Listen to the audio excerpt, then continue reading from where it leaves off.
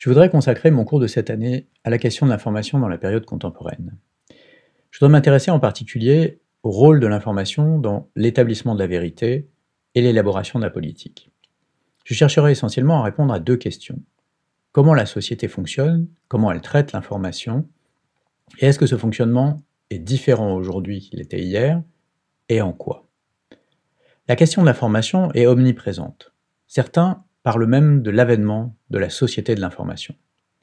Et la société de l'information est généralement associée aux technologies, les technologies de l'information, qui l'ont permise. Mais pourquoi ces transformations se produisent, sans seulement les technologies? Ou bien s'agit-il de l'émergence de phénomènes plus politiques? Je pencherai plutôt pour creuser la deuxième hypothèse. L'Anthropocène commence quand l'humanité prend conscience de son impact sur l'écosystème et sa capacité à dégrader ses propres conditions d'existence. On assiste alors à un décalage entre la connaissance, ce que l'on sait, et l'action, ce que l'on sait faire. L'Anthropocène pose donc avant tout une question de traitement d'information. Que faire du réel? Que faire de ce qu'on sait du réel?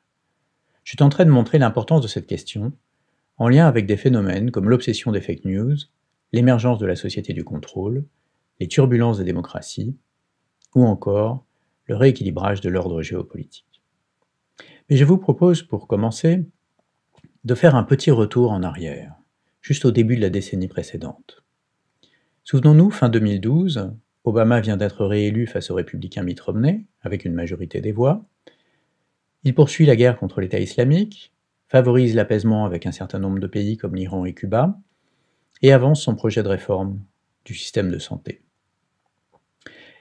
Imaginons, nous, à cette époque, nous projeter sur l'élection présidentielle aux États-Unis dans 8 ans. Et imaginons à ce moment une élection se déroulant dans une capitale déserte, quadrillée par la garde nationale et paralysée par une épidémie et la peur d'une tentative insurrectionnelle. Un tel scénario, fin 2012, est d'un horrible pessimisme, il relève de l'absurdité et il est inimaginable. Pourtant, en janvier 2021, quand ce scénario devient réalité, nous y assistons sans presque nous en étonner. Il paraît tout naturel. Bien sûr, nous avons vu juste avant une foule pénétrer de force dans le Capitole le 6 janvier dernier.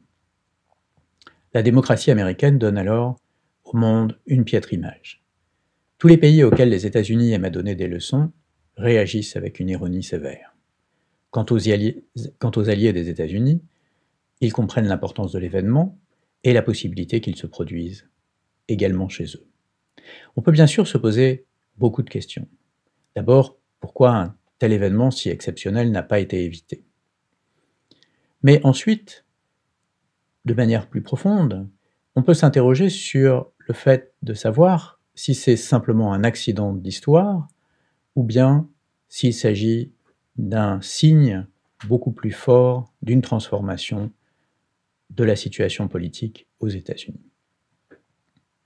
Le 20 janvier, lors de sa prise de fonction, le président Biden s'adresse à un public dans une ville quadrillée par la garde nationale entre la menace du virus et celle d'une insurrection, exactement comme je le présentais dans le scénario inimaginable au moment de la réélection d'Obama.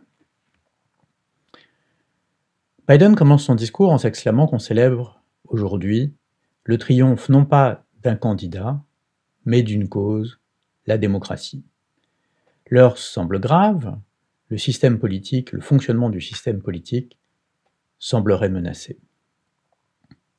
À la fin de son discours, il cite les défis auxquels il va devoir faire face.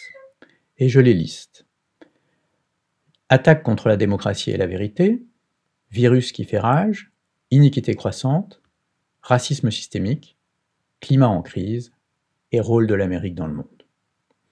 Et il précise, n'importe lequel de ces défis suffirait à nous interpeller de manière profonde.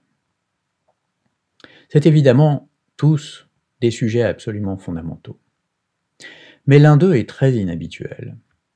Et je ne parle pas bien sûr du virus qui est conjoncturel. Mais que penser des attaques contre la vérité? A-t-on véritablement un problème avec la vérité? Le fait de garantir la vérité se pose-t-il en des termes très différents de la manière dont il se posait autrefois?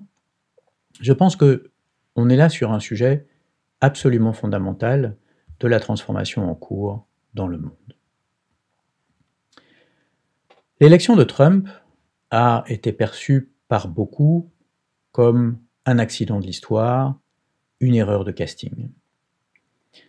Le fait que une grande partie de la critique est portée directement sur sa personnalité et son comportement, et non pas sur son action politique, montre à quel point on a cherché à nier les transformations en cours dont l'élection de Trump était le signe, et à essayer de se rassurer en pensant que la situation était dans la continuité et que c'était Trump qui était l'élément qui avait changé.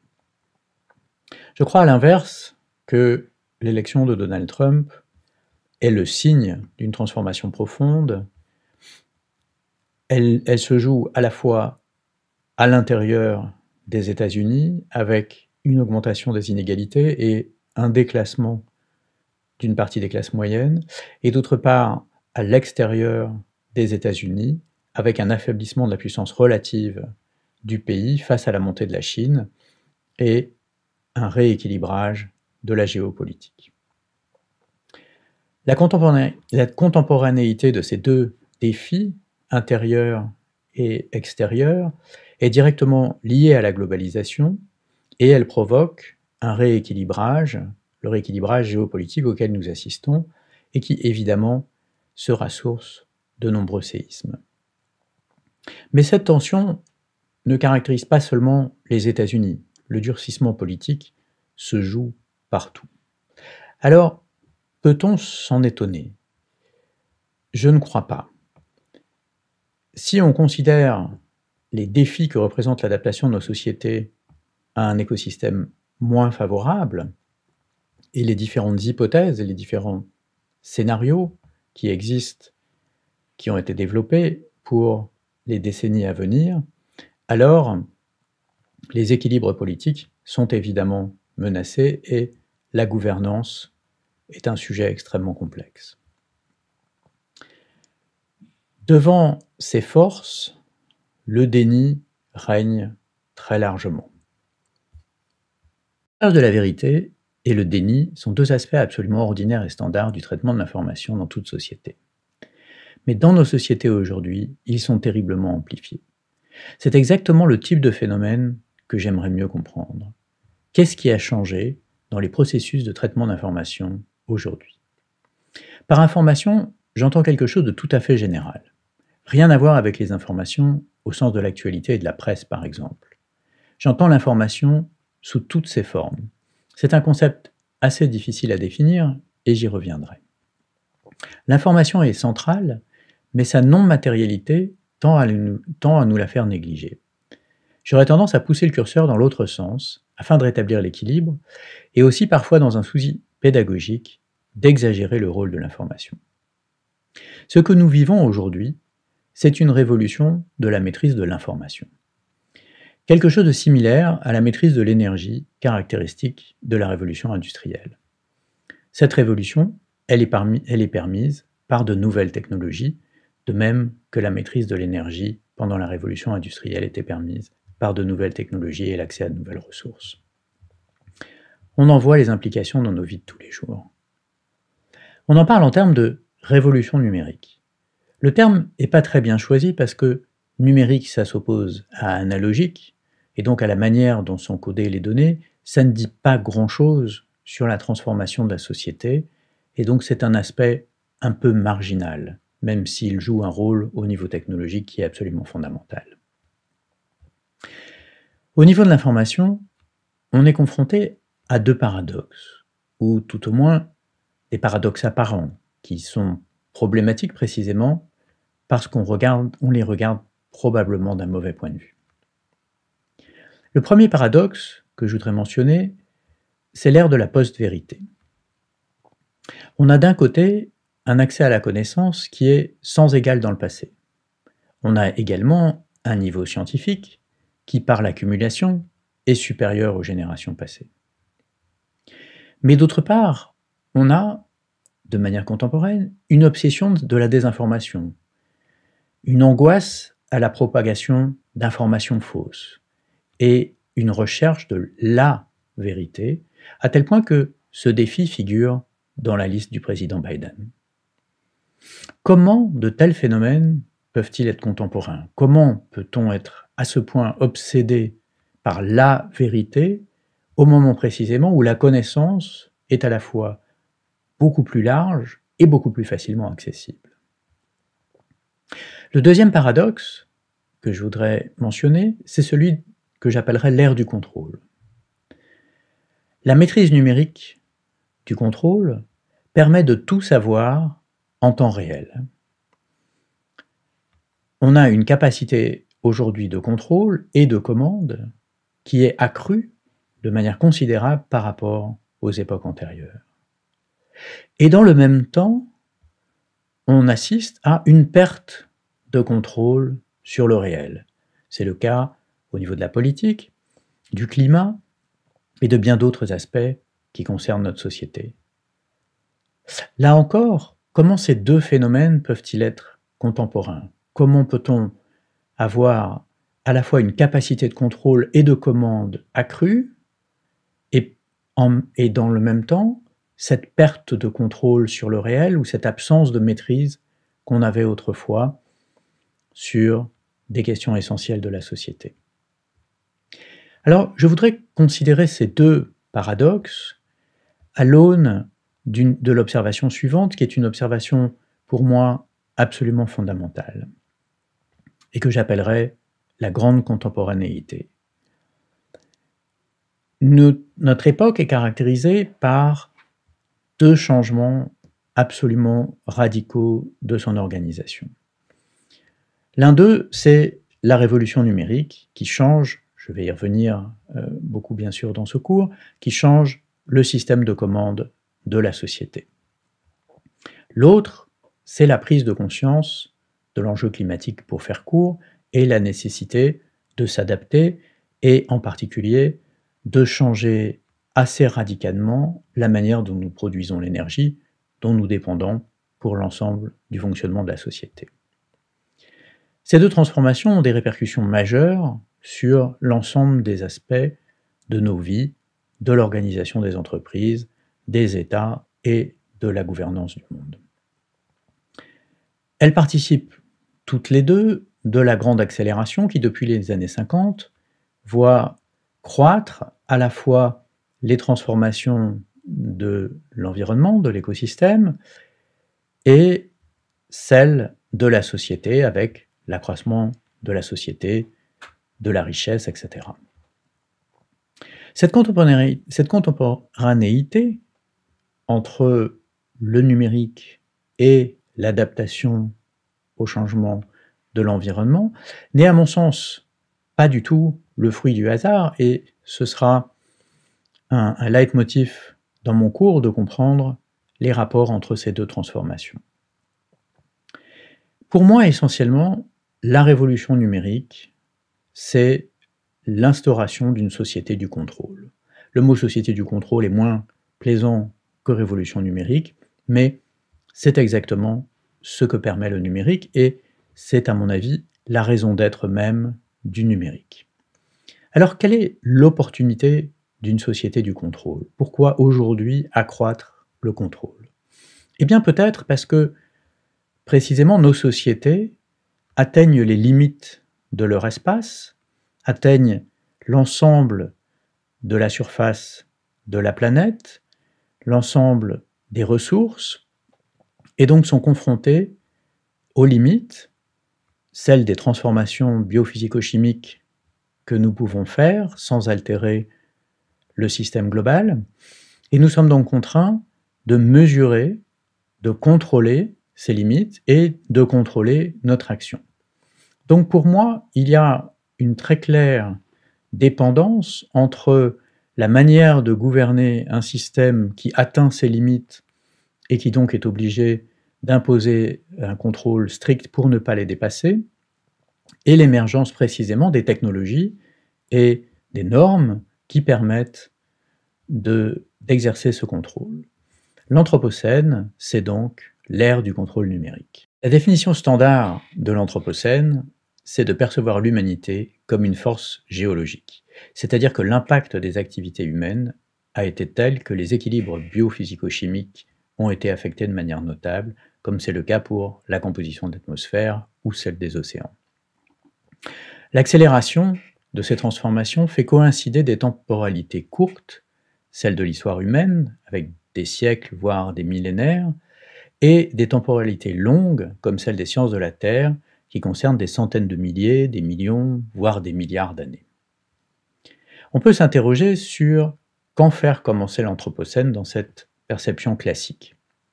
On peut partir de la sédentarisation et de l'agriculture, ou bien à la révolution industrielle, ou encore à l'explosion de la première bombe atomique. Chacune de ces dates, chacune de ces périodes, imprime un changement des équilibres de l'écosystème et du rapport que les humains entretiennent avec leur écosystème. J'aurais tendance à ramener la question plutôt à un changement de la société humaine plutôt qu'à un changement de l'écosystème. Et de proposer que l'Anthropocène, c'est le moment historique où les humains réalisent qu'ils sont une force géologique, c'est-à-dire que leur activité transforme l'écosystème de la planète par des déplacements de matière si importants, en quantité et en qualité, qu'ils affectent les équilibres. On peut dater cette prise de conscience, soit à la fin du XIXe siècle, par exemple, avec Arrhenius, le chimiste suédois, qui pour la première fois va essayer de quantifier l'impact du CO2 sur la température à la surface de la Terre, en distinguant d'ailleurs le CO2 relâché dans l'atmosphère d'origine anthropique de celui d'origine naturelle, ou alors, dans les années 50, où se fait jour la conscience du désastre potentiel à venir, avec des personnalités comme Edward Teller, par exemple, le physicien nucléaire qui est le père de la bombe H, et qui, dans une célèbre conférence à l'industrie du pétrole américaine, va dire que bientôt les glaces du pôle fondront et que New York se retrouvera sous l'eau. Cette convergence invite donc à revisiter l'Holocène, non plus seulement comme une époque géologique, mais comme l'époque ayant permis le développement de la civilisation humaine. Donc non plus une époque au sens des sciences de la Terre, mais aussi d'une époque au sens, dans le sens de l'histoire de l'humanité. La clémence du climat, pendant cette époque interglaciaire de 10 à 12 000 ans, va permettre l'émergence des civilisations. Alors on peut prendre le problème de l'Anthropocène soit comme un problème exogène à l'humanité ou comme un problème endogène. Le problème exogène serait le changement de l'écosystème qui pose problème et qui nécessite de revoir la manière dont les humains interagissent avec leur environnement. Le poser comme un problème endogène, c'est le prendre comme le problème de traiter cette information et de prendre acte de la nouvelle donne. Cette nouvelle donne, qui n'est pas nouvelle comme je viens de le rappeler, puisque essentiellement, on sait depuis plus d'un siècle que notre impact sur l'écosystème change l'écosystème. C'est un problème que l'humanité peut ou doit résoudre, mais quelle est la manière dont elle doit prendre ce problème? Est-ce qu'elle doit traiter de l'environnement ou est-ce qu'elle doit traiter son système d'information, s'attaquer à son système d'information? Alors bien sûr, vous le devinez, je vais surtout m'attaquer à la question du système d'information, et c'est précisément, à mon sens, pour ces problèmes que pose le système d'information, qu'on est aujourd'hui confronté à ces questions de vérité, de fake news, de désinformation, de déni, tous ces débats qui agitent nos sociétés.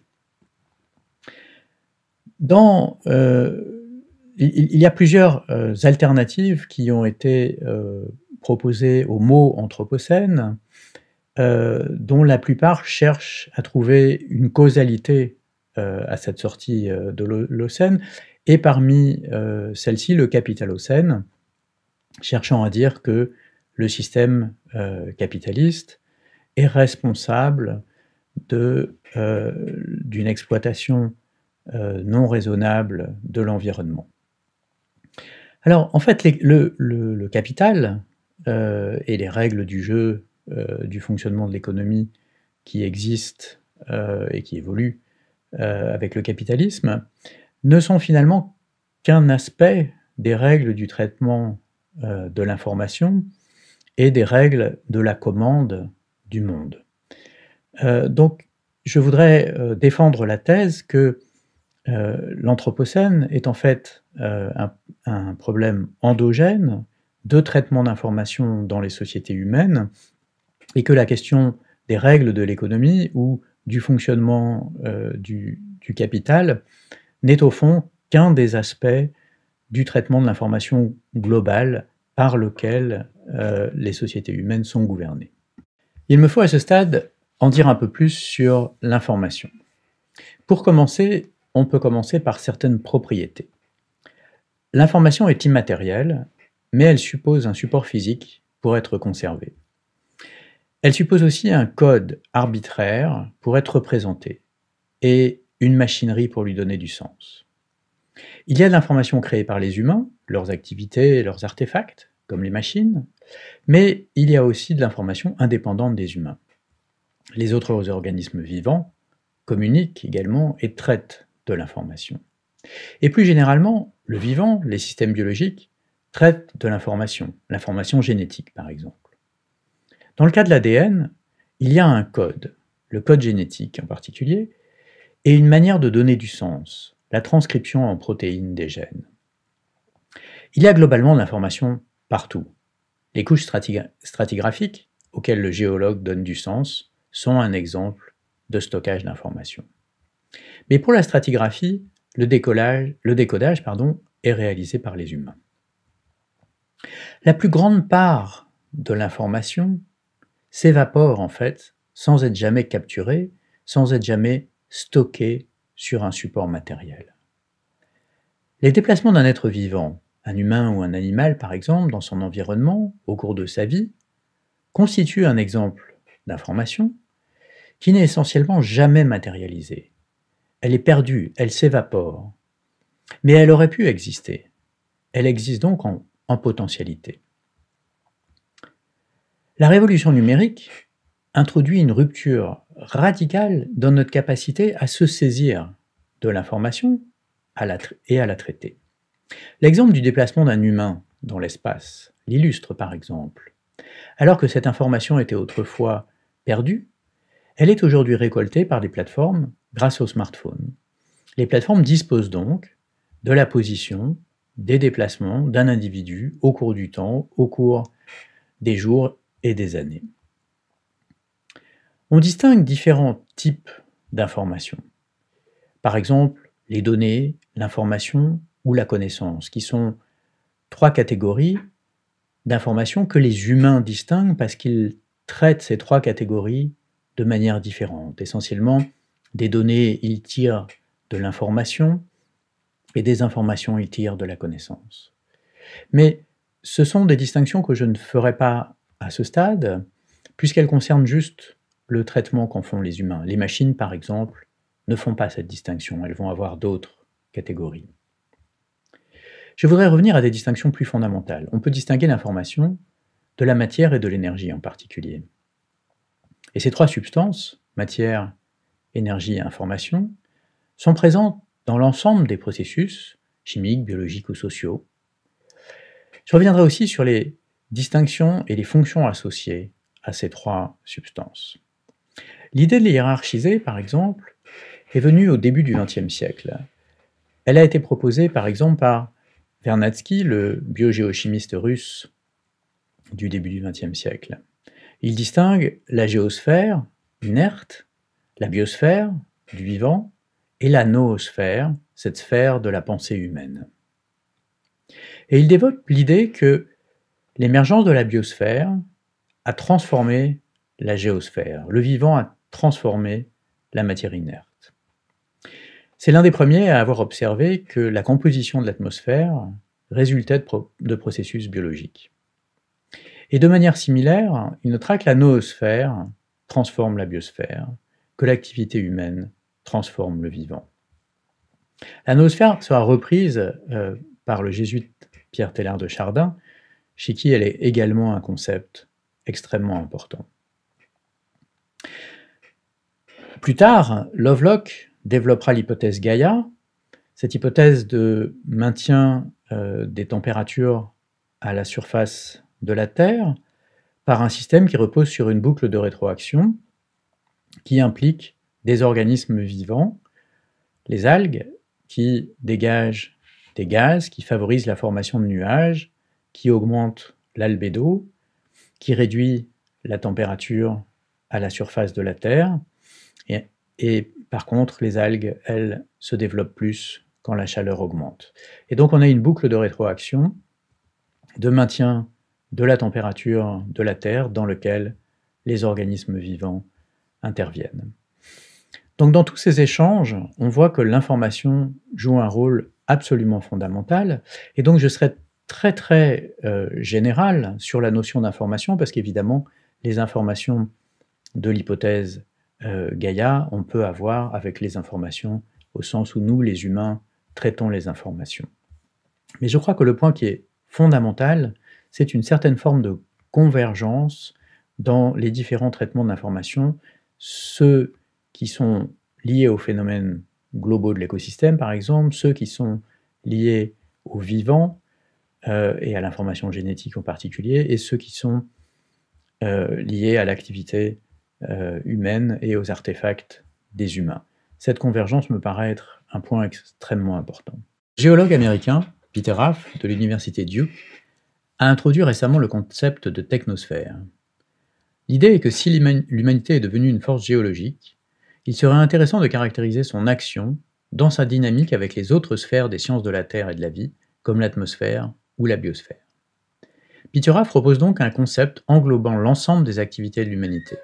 La production énergétique, l'industrie, l'agriculture, l'extraction minière, mais également le transport ou le commerce, et encore les règles du jeu, le droit, la politique, les normes. Tout ce qui contribue aux échanges organisés par l'humanité. Ce système, vu comme un tout, de manière holistique, présente une vraie cohérence. L'ensemble des activités sont interdépendantes. Elles sont aussi en interaction avec les autres sphères naturelles de la Terre, dont elles dépendent à la fois pour leurs ressources et qu'elles modifient dans leurs équilibres. L'humanité dépend de manière cruciale de la technosphère. Et le point important fait par Peter Raff, c'est de montrer qu'en fait, l'humanité dépend autant de la technosphère qu'elle dépend de l'hydrosphère ou de l'atmosphère, par exemple. Si on débranchait, entre guillemets, la technosphère, la population humaine serait des ordres de grandeur plus faibles que son expansion d'aujourd'hui. La taille de la population est permise par la richesse et la complexité du système qui assure l'approvisionnement énergétique, agricole et en ressources de manière générale. Les interdépendances sont si fortes qu'il est vraiment difficile de modifier la technosphère. Changer le régime énergétique, par exemple, ou le mode de production agricole, a de multiples implications. Comme le dit Peter Raff, on ne peut pas débrancher la technosphère, même au niveau local. C'est devenu une réalité presque indépendante des humains. La technosphère est entretenue par les humains, servie par les humains, avec un contrôle complètement décentralisé. Bref, une réalité, in fine, peu différente des sphères naturelles dont nous dépendons. La révolution numérique introduit un changement radical dans le contrôle de ce système. L'activité est monitorée par des acteurs numériques qui échangent de plus en plus systématiquement avec l'ensemble des acteurs, et ce, en temps réel. Ce système de commande repose sur une infrastructure physique, qui fait partie elle-même de la technosphère. Des centres de données, dont certains consomment la production d'un réacteur nucléaire, des câbles sous-marins, des câbles sur les territoires, et finalement des terminaux, petits et embarqués dans tout, dont le nombre approche les 100 milliards. Ça inclut nos smartphones, les caméras de vidéosurveillance, les dispositifs de contrôle industriel, agricoles, environnementaux, bref, une centaine de milliards d'objets qui communiquent avec la technosphère. Sur cette infrastructure, des acteurs particuliers ont émergé, les plateformes d'intermédiation, qui assurent essentiellement la mise en relation et le contrôle des échanges. Les plateformes mettent en relation, dans le cas général, des producteurs et des consommateurs de biens ou de services. Par exemple, des passagers et des voitures, des médecins et des patients, des emprunteurs et des épargnants. La liste est longue de ce nombre d'interactions. On parle en général de marché biface, la face des producteurs et la face des consommateurs. Ce que ces acteurs numériques ont fait, c'est de s'emparer de la gestion des marchés bifaces. C'est par l'intermédiation qu'ils ont pu se développer et c'est par l'intermédiation qu'ils changent la structure du monde. En assurant un service de très grande qualité, ils désintermédient les acteurs qui autrefois assuraient le lien entre leurs clients et leurs services, comme les sociétés de taxi par exemple, qui géraient à la fois leur flotte de taxis et leur clientèle sur une localité. Je développerai dans le cours en détail leur fonctionnement parce que c'est véritablement le nerf de la guerre, à la fois de la construction des grands systèmes numériques et de leur implication dans les changements à venir, passés et à venir de la société.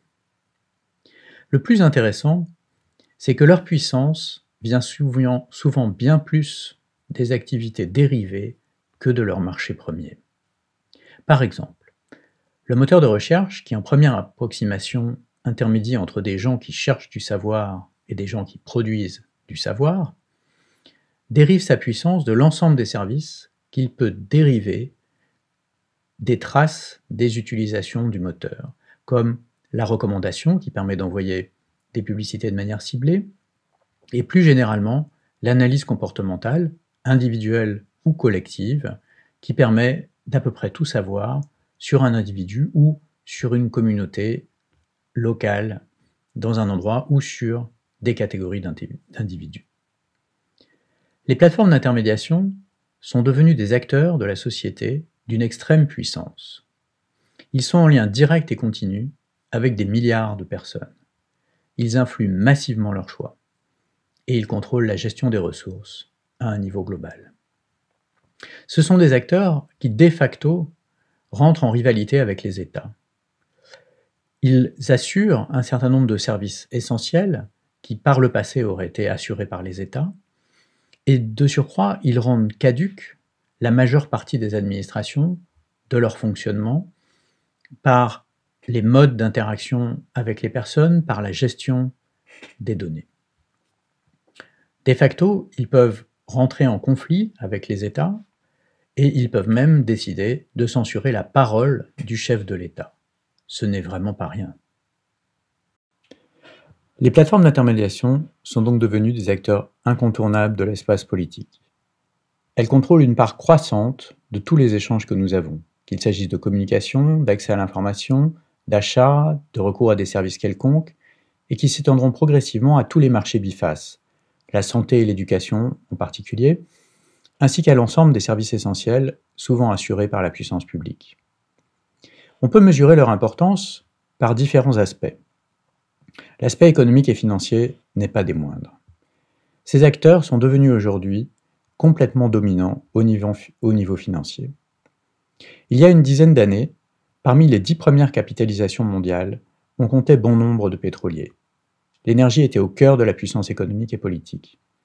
Aujourd'hui, on ne compte presque plus rien d'autre que des plateformes d'intermédiation. Parmi les 10 premières capitalisations, on trouve 7 plateformes: Apple, Microsoft, Amazon, Alphabet, Tencent, Facebook et Alibaba. Leur poids est absolument énorme. Apple pèse aujourd'hui plus de 2400 milliards et Alibaba en pèse 730. À part Apple et Microsoft, qui ont été créés au milieu des années 70, toutes ces compagnies ont essentiellement moins de 20 ans. On note 2 compagnies chinoises, Tencent et Alibaba, qui tous deux ont plus d'1 milliard d'utilisateurs, et les autres sont américaines. Parmi les 10 premières capitalisations, on compte aussi également Tesla.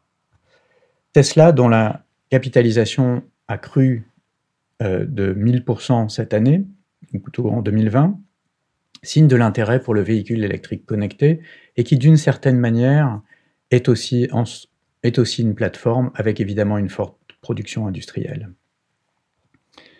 Leur croissance pendant l'épidémie du corona ne fait que confirmer leur importance dans la politique d'adaptation.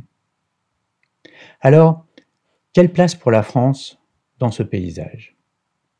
Parmi les 100 premières capitalisations mondiales, on trouve 2 sociétés françaises, LVMH et L'Oréal.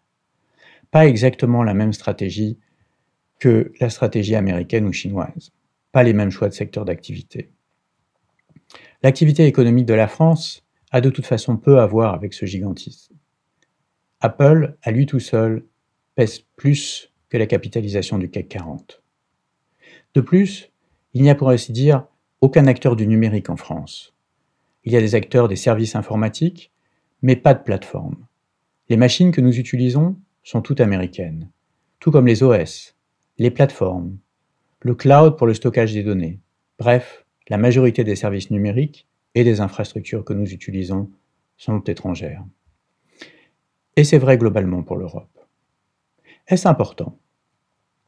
Si des plateformes sont amenées à jouer un rôle croissant dans la gouvernance du monde, alors c'est une immense faiblesse. Ça pose une question toute simple. Pourquoi? Pourquoi l'Europe est-elle absente de la construction des opérateurs du numérique? Et pourquoi l'Europe s'est-elle installée dans une relation de dépendance qui a cru au cours des dernières années pour devenir si forte aujourd'hui? Quelles seront les conséquences sur ces choix politiques à l'avenir? Et est-ce un choix de l'Europe ou une incapacité systémique à développer des systèmes numériques? Et a-t-elle le moyen d'en sortir? Beaucoup de questions dont les réponses ne sont pas si simples. Je voudrais revenir sur l'état du monde plus largement. Il y a essentiellement 2 pays qui ont une vision stratégique très forte par rapport au numérique et une vision qui est assez similaire, les États-Unis et la Chine. Leur ambition est double. D'abord, la maîtrise du territoire national, une notion de souveraineté essentiellement. Et ensuite, la capacité de projection hors frontières. On a tendance à percevoir les États-Unis et la Chine dans leurs différences par rapport à la stratégie numérique. Et il y a des différences, bien sûr. Mais il y a beaucoup plus de ressemblances entre les États-Unis et la Chine qu'il n'y a de différences. Dans les 2 pays, l'essentiel des opérations sur le territoire national est assuré par des entreprises locales. Pour la projection hors frontières, la stratégie est similaire. Certes, les États-Unis ont une longueur d'avance sur la Chine, mais la Chine se projette aussi ses plateformes, ses infrastructures hors du pays. Cette projection extraterritoriale est particulièrement intéressante parce qu'elle est multidimensionnelle. Elle est à la fois portée par les technologies, elle est portée par les services comme ceux des plateformes qui sont utilisés hors frontières, par le stockage physique des données qui peut être sur un territoire ou sur un autre territoire, mais également par les normes et en particulier par la portée extraterritoriale du droit qui porte sur les données gérées par des sociétés relevant d'un certain État. C'est le cas en particulier pour les États-Unis. Outre ces 2 grandes puissances, il y a aussi des puissances moyennes, comme la Russie et quelques pays d'Asie, en particulier la Corée, qui ont à la fois une bonne maîtrise de leur territoire, c'est-à-dire que leur industrie fournit une partie des services sur le territoire, mais qui en même temps ont un territoire ouvert au service d'autres pays. C'est le cas de la Corée, par exemple, qui recourt à la fois aux services coréens, américains et chinois. Et de la Russie également, qui utilise des services américains et russes. Ces 2 pays, la Russie et la Corée, ont aussi une projection hors frontières. Donc, par rapport aux États-Unis et à la Chine, qui ont essentiellement une maîtrise presque complète de leur territoire, Ces pays sont plus ouverts, mais ont eu aussi une maîtrise de la technologie, des services et une projection hors frontières. À l'inverse, il y a des pays qui sont dans une situation de dépendance parce qu'ils ne disposent pas de ces industries. Et à ce moment-là, leur territoire est essentiellement dominé par les services de puissance étrangère et ils n'ont aucune projection hors du territoire. C'est le cas de la France, bien sûr, de l'Europe, mais essentiellement de la majorité des pays du monde, pour ceux qui relèvent du numérique. Les infrastructures évoluent beaucoup aujourd'hui. Elles évoluent pour tout un tas de raisons, à cause du changement climatique, par exemple, qui ouvre de nouvelles possibilités, les voies du Nord, par exemple, en ferment d'autres, à cause de la transition énergétique, qui amènera petit à petit à changer l'origine de notre énergie, et au numérique, bien sûr. Dans cette perspective d'évolution des infrastructures, certains pays investissent massivement, et le pays sans doute qui a la vision la plus ambitieuse, c'est la Chine, avec son projet d'infrastructure qui couvre l'ensemble du continent eurasiatique et l'Afrique, et qu'on connaît sous le nom des nouvelles routes de la soie. C'est un projet d'infrastructure extrêmement cohérent qui touche l'ensemble des domaines, l'énergie, l'extraction de matières premières, la production industrielle, le transport, bien sûr, et également la dimension numérique qui est complètement intégrée avec ce qui est connu sous le nom de Digital Silk Road, les routes de la soie numériques. C'est probablement une pensée d'infrastructure extrêmement cohérente, comme on en a rarement vu à cette échelle, qui couvre l'ensemble du continent et qui est construite au moment précisément où la commande numérique va jouer un rôle essentiel, et donc la question des infrastructures de câbles, des infrastructures de centres de données, mais aussi des normes et des standards et du rôle de l'industrie chinoise dans ces infrastructures est absolument essentiel. Pour l'Europe, ça pose une question qui est posée aujourd'hui et qui va se poser de plus en plus fortement à l'avenir. Il s'agira de comprendre comment l'Europe s'intègre dans cette infrastructure extrêmement forte aujourd'hui, comment elle s'associe et quelle force elle a pour imposer, elle également, sur son territoire et au-delà de son territoire, ses propres infrastructures.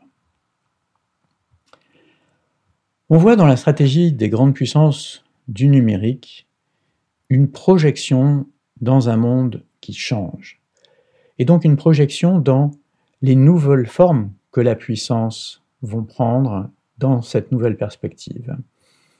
Avec ces deux questions qui sont absolument essentielles, à la fois la souveraineté de son territoire national, la capacité d'en avoir la maîtrise, et d'autre part, la capacité de se projeter hors de ses frontières et de maîtriser les échanges avec d'autres régions du monde hors de ses frontières. Cette logique est radicalement différente des logiques qui ont prévalu avant, non pas que les questions de souveraineté ou de projection hors frontières soient nouvelles, mais les modes de ces projections sont nouveaux. Ces acteurs donc jouent un rôle essentiel au niveau économique. Si on considère la portée d'un acteur comme Uber dans un secteur extrêmement particulier, une partie de la valeur ajoutée d'un trajet Uber sur n'importe quel territoire va vers San Francisco. La fiscalité aussi de ces grands acteurs est optimisée d'une manière qui laisse peu de marge de manœuvre aux territoires sur lesquels ils opèrent. Ça, c'est l'aspect économique. Mais ces plateformes sont aussi des puissances normatives très fortes. Essentiellement, elles disent le droit. Le droit du travail, par exemple, est bouleversé par les nouveaux rapports entre employeurs et employés que proposent les plateformes. D'une certaine manière, elles disent le droit et elles imposent le droit comme le ferait un exécutif sur un territoire. Elles rentrent donc en rivalité avec les États. Elles posent aussi des questions de légitimité qui sont subtiles et qui fragilisent la légitimité politique aujourd'hui. La régulation locale ne permet qu'imparfaitement de faire face à ces nouvelles manières de faire. D'abord, la régulation est en retard sur le développement des plateformes, et ensuite, les plateformes sont extrêmement agiles. Elles s'adaptent aux régulations, et une fois qu'elles ont une position assez dominante, elles sont en position de force dans la négociation avec les États, et dans certains cas, elles peuvent être interdites, mais ça peut susciter un certain mécontentement, et dans d'autres cas, on ne serait pas en mesure de les interdire parce que la dépendance de notre économie à ces plateformes est trop forte. Plus généralement, les plateformes sont en capacité d'influencer le comportement d'une population. On peut dire par exemple que le résultat d'une élection leur appartient potentiellement. C'est un peu plus subtil, bien sûr, comme le montre le désarroi aux États-Unis dans les dernières élections et les reproches qui sont faits à des puissances étrangères d'avoir agi dans l'influence de la population. Mais globalement, les plateformes disposent d'un pouvoir qui est très fort, qui déséquilibre les équilibres, qui déstabilise les équilibres politiques et qui remet en cause le fonctionnement qui existait précédemment. On voit bien que de nouvelles structures de gouvernance se mettront en place, de nouveaux équilibres dans lesquels les plateformes joueront un rôle très important, et cet équilibre entre État et plateforme devra être revisité. Les plateformes ne sont plus simplement des compagnies privées multinationales. Leur influence est beaucoup trop forte pour être simplement une compagnie. Les changements auxquels nous assistons sont très rapides, mais pour une part, ils sont intangibles. On vit toujours en France sans le sentiment que la structure de gouvernance ait beaucoup changé. Mais dès lors qu'un acteur extérieur domine l'accès à l'information, qu'il peut orienter le choix des électeurs, qu'il établit de nouvelles normes sans qu'elles résultent d'une décision politique locale, le fonctionnement de la société a changé. De nouveaux équilibres devront se faire jour et des changements radicaux sont possibles. La question des nouveaux équilibres se pose avec deux modalités différentes, comme un problème intérieur ou comme un problème extérieur.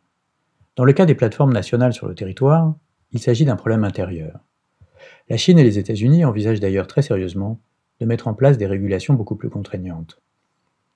Dans le cas d'une dépendance aux plateformes étrangères, il s'agit d'un problème extérieur, d'une bien plus grande difficulté. L'Europe, par exemple, négocie péniblement depuis des années au cas par cas avec les plateformes. Mais je voudrais revenir à la question du pourquoi tous ces changements. Que portent-ils? Pourquoi se déploient-ils si rapidement? Ce qui est clair, c'est qu'on assiste, pour une part, à un enjeu de géopolitique classique. La puissance hégémonique, les États-Unis, est menacée par une nouvelle puissance hégémonique, la Chine. Les deux pays sont leaders absolus dans le déploiement de la puissance numérique. C'est prévisible, et cela démontre la relation évidente entre la maîtrise du numérique et la projection dans la puissance. Pour une part, ça nous rappelle la guerre froide, qui a vu la compétition entre deux grandes puissances, sans égal par ailleurs, autour de l'arme nucléaire. Cette arme a changé les équilibres géopolitiques après la Seconde Guerre mondiale. Les puissances nucléaires ont imposé la non-prolifération, et l'angoisse existentielle de la destruction totale a été un des premiers soucis de la diplomatie et des organisations internationales. Désormais, le sujet majeur de la diplomatie sera l'atténuation de l'impact global de l'humanité sur l'écosystème. Cet impact va donc devoir être mesuré et contrôlé. Ce qui est extrêmement complexe et nécessite d'en avoir le pouvoir. Or, ce qu'on observe dans l'histoire, c'est une évolution parallèle des technologies de l'information et de la complexité des sociétés. Les technologies de l'information répondent aux problèmes de complexité. Le télégraphe au XIXe siècle répond par exemple au problème logistique du réseau ferré. Pas de voie ferrée sans ligne de télégraphe. En retour, les technologies de l'information, en permettant d'autres possibles, bouleversent l'organisation et introduisent une complexité plus grande des organisations. Les technologies de l'information réduisent les distances. Et ce faisant, elles augmentent la dépendance entre des phénomènes éloignés, ce qui augmente la complexité. Le premier câble sous-marin entre l'Europe et les USA, par exemple, dans les années 1850, fait passer le temps d'un aller-retour informationnel de part et d'autre de l'Atlantique de quelques semaines à quelques minutes. On observe donc une coévolution de la complexité des sociétés et de l'organisation de leur système global d'information et des technologies qu'ils servent. C'est l'un des points que je souhaiterais considérer en plus grand détail. Quel est le lien entre les nouvelles formes de gouvernance que permettent les technologies numériques et les nouvelles formes de gouvernance qu'impose l'atténuation de notre impact sur l'environnement global? Je ne me focaliserai donc pas sur la question du numérique comme problème, comme source de pollution par exemple, ou comme source de consommation énergétique majeure, ni comme solution pour résoudre des problèmes logistiques en particulier. Ce que je voudrais aborder, c'est véritablement la mise en place de nouvelles formes de gouvernance et leur lien avec l'adaptation. En tout état de cause, l'adaptation des sociétés humaines au changement écosystémique se fera avec le numérique et des formes de gouvernance numérique.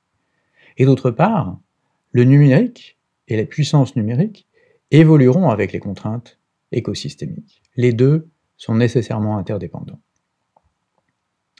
Il y a de nombreuses dimensions dans ces nouvelles formes de gouvernance.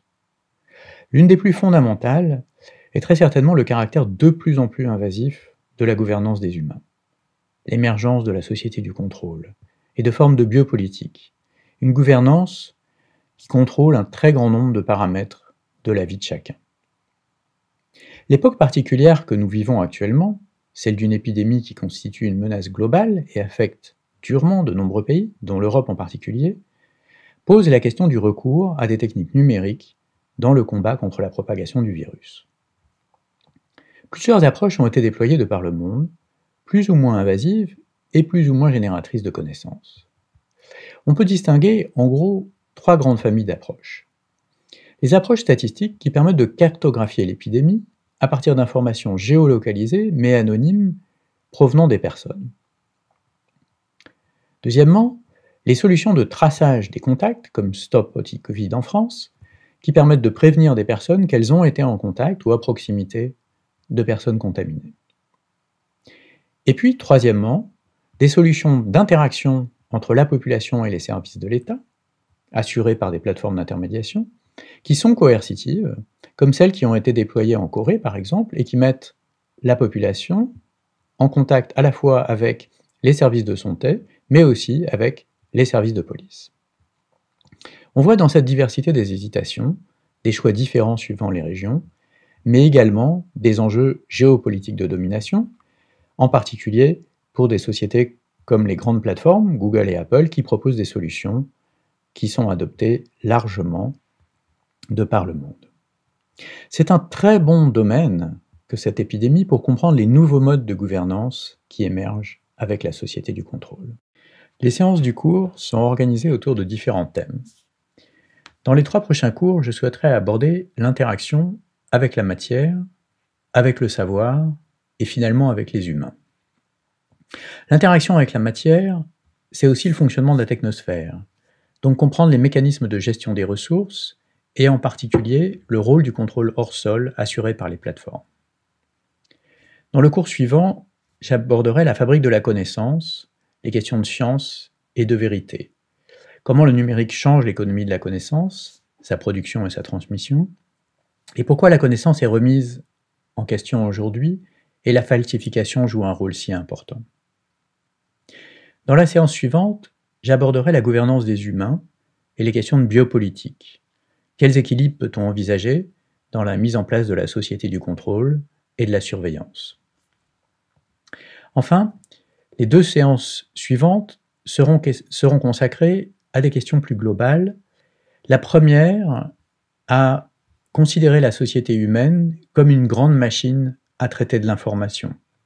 Qu'est-ce qu'on peut dire de son fonctionnement? Et en particulier, dans cette machine à traiter de l'information, il y a à la fois l'information sur laquelle on a la maîtrise, qui passe par les tuyaux du numérique, mais également l'information sur laquelle on n'a pas nécessairement la maîtrise et pour lequel on a des croyances, des rites ou d'autres traditions. Comment ces équilibres contribuent à la machinerie globale de traitement de l'information? La séance suivante et dernière séance du cours sera consacrée à les délégations aux machines autonomes de décision dans la société. Les questions d'acceptabilité du rôle des machines dans des décisions de justice ou de police, par exemple, les choix politiques sous-jacents, les attitudes culturelles par rapport aux machines. Il y a effectivement dans le monde une grande diversité d'appréciations. On regardera aussi pourquoi, on essaiera de répondre à la question du pourquoi adopter des machines dans des domaines de décision importants pour les sociétés humaines.